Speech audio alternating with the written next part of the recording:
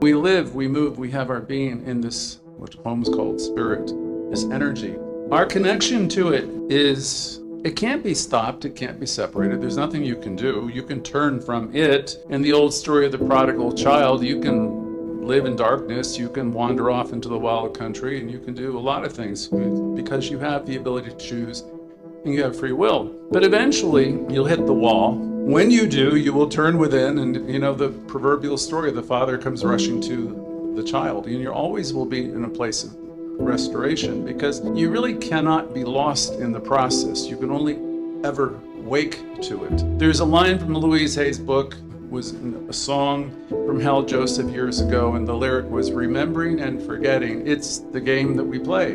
So when we're in a place of remembrance, it's like we're plugging into Source. We've always been a part of Source, but we forget. And on the subject of personal revelation, Ernest Holmes wrote, I believe in the direct revelation of truth. And I trust in our intuitive and spiritual nature. Emerson wrote that the universe is always wooing us. Okay, so there's a part of you that knows when you're messing up. And that's a good thing because nobody needs to punish anybody. Certainly there's no God punishing you. When we're messing up, we know we're messing up, and so we make the adjustments, hopefully. If you don't pay attention to the resistance and the pain in your life, then most likely you're going to keep making those mistakes, and they will probably get worse until you finally get the lessons that are in your life for that reason. And that's not a God that's punishing you, it's just the opposite. Of Emerson, he said the dice of God are always loaded, meaning you're given the freedom to keep doing whatever you want to do.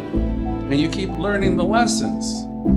And I used to think when I was a younger man, I'd rather get a little nudge and get what we used to joke about being the cosmic 2x4. We'll talk a minute about the law of mind, which is a universal law. Some of you know it as the law of cause and effect. Other people know it as the law of correspondence. In all our classes and lessons, it comes back to the idea there is this one spirit, universal spirit, which some of you still call God, some call Source. This Source operates through a universal thing called mind here. You could call it different things. It operates as a law of the universe. We know we are surrounded by it, this creative mind, and we know that it receives our thoughts and always is acting upon it. So the universe is always accepting you, your own estimation of yourself, your own inner dialogue gets played out in your life day after day after day. And you know, if you like the play that's in your life, it's wonderful, but well, for a lot of us, there's a lot of pain and suffering, and it would suggest you could make adjustments if we're smart.